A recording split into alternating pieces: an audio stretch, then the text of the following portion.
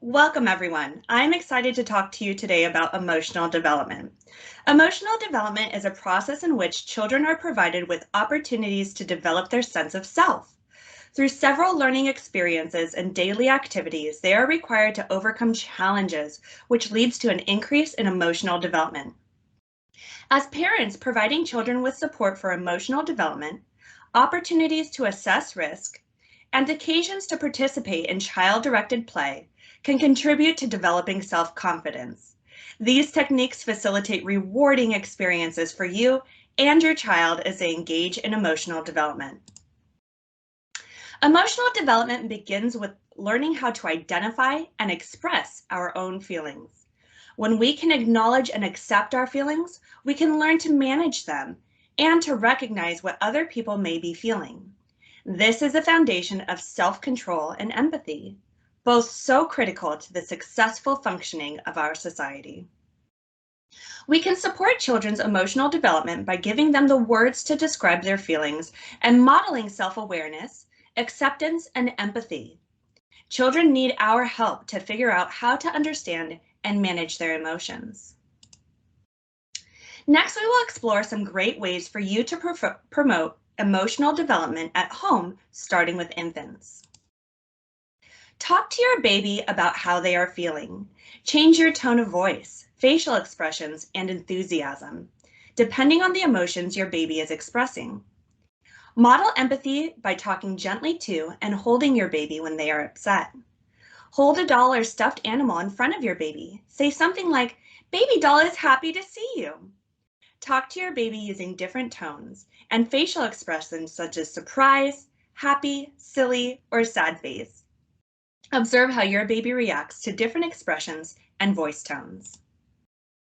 If you have a toddler or 2-year-old, help them describe how they are feeling by giving them precise words. For example, "You look like you're frustrated right now because you want to play with your favorite toy." While reading to your child, describe what the characters are feeling. Demonstrate the emotion through your tone of voice and facial expressions. For example, while reading "Are You My Mother?" you can say, "Look how happy the baby bird is here." Snuggle with your child while looking at family pictures together. Ask your child to tell you what is happening in the picture and to describe what each person is feeling. Again, you may need to help them find the precise words they need. For example, "Yes, everyone looks happy, but you and your cousin look really excited. Remember, you are about to go on a boat." For older children who are preschool and pre-K age, elaborate on their vocabulary to express their emotions. When reading with your child, talk about emotions a character is experiencing. Ask why they think the character feels that way. If your child is angry or sad, encourage them to talk about why they are feeling this way. Talk about how you make yourself feel better when you are upset. This helps your child know that everyone feels upset sometimes and that there are ways we can make ourselves feel better. For example, you can encourage your child to hold a favorite toy, take some deep breaths, or count to 10 when they are upset. Start having conversations with your child about how their behavior can make other people feel happy, sad, or angry. Explain that they can tell how people feel by their facial expressions, tone of voice, or actions. Practice strategies for recognizing emotions with your child. School-age children demonstrate the ability to process and express their emotions in more complex ways. Here are some techniques to support your school-ager. Participate in yoga with your child. Breathing exercises and focused movements help us feel calmer and more peaceful. Talk to your child regularly about their emotions and encourage them to identify what they are feeling. Some reasons why they might be feeling this way, and what, if anything, they can do to manage those emotions. If a friend or family member is upset, encourage your child to develop a plan to help this person feel better. This could involve fixing whatever is making them upset, or simply doing something your child knows this person enjoys or appreciates. Emotional development can be fun and easy to do at home with some exciting games and fun activities. Below are a few examples of ways you can support emotional development through meaningful interactions with your child. Puppets are a great way to introduce children to feeling words like happy, sad, or angry, and children will sometimes talk to puppets about their feelings. Puppets can also help in discussions about challenging topics like getting to bed on time. When your child hears your thinking process, it helps their understanding how to cope with frustration and solving problems. We encourage you to think out loud. Whoops, my favorite shopping bag has a hole in it. I'd better take another one with me to the grocery store. Another is reading bedtime stories together. There's something magical about this end of day routine that makes it the ideal time for talking about feelings. I personally have 3 young children of my own, and bedtime stories are one of my favorite parts of the day. It is a special time where we engage in meaningful conversations to elaborate upon our emotions and extend their cognitive skills. When reading at night with your child, discuss the characters and events in the story. Invite your child to share their thoughts and feelings by asking questions. What do you think he should do? How do you think she feels? What would you do if you were this character?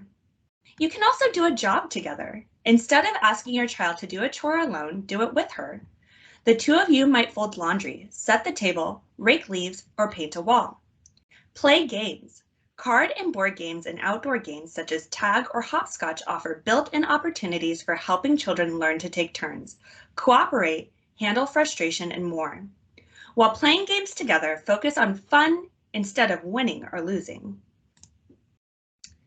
Preventing conflict is an important aspect of social emotional development at any age.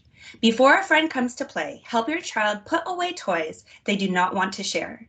Before taking a bus to the zoo, provide step-by-step explanation of what you will be doing. During the trip, you can remind your child of what will happen next so they can predict the schedule. Keeping children safe is a critical aspect of parenting.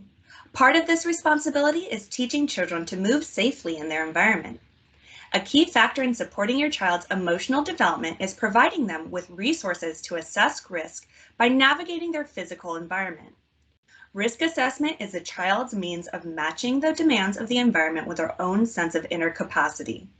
Watch them climb a tree or a jungle gym, testing every step of the way.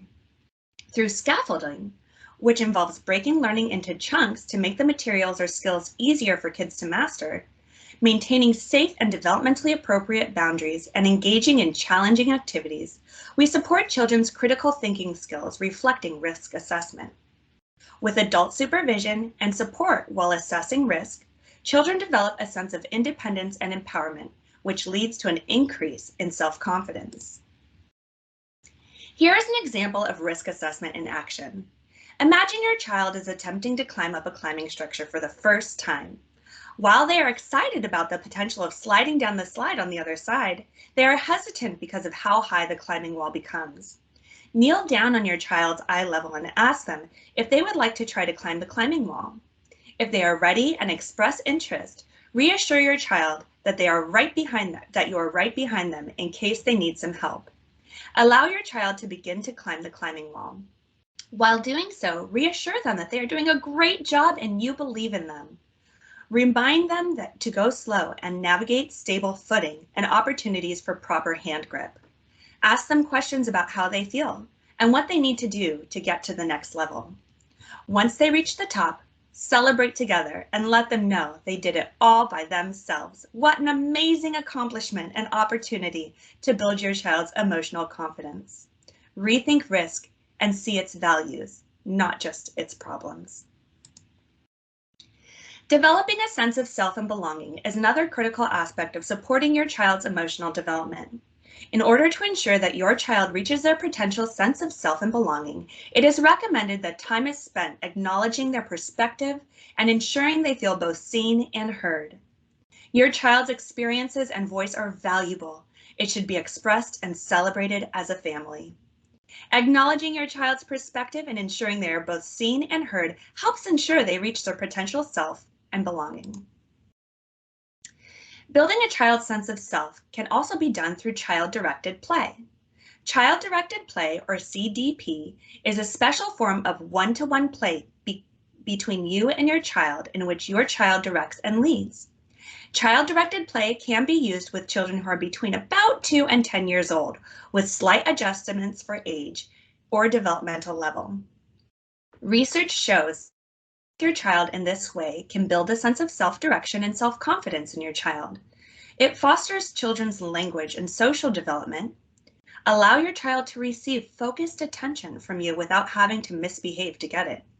Strengthen your parent-child bond and help you practice parenting skills. Pick a quiet place with no TV, other children, or other distractions. Explain that this is your child's special time when I will play only with you. If the play becomes aggressive or unsafe, stop. You can say, this isn't safe, so we're going to stop playing this now. Ignore less serious problems, arguing, whining, or bossy play, by pausing your play and turning away. Begin again only when the unwanted behavior stops. The basic idea is to ignore minor misbehavior as long as it is safe. Praise good behavior as soon as it resumes. The idea is catch your child being good. If you wait out or ignore negative behavior for 2 or 3 minutes and your child doesn't stop, then you should stop playing. Just try again the next day.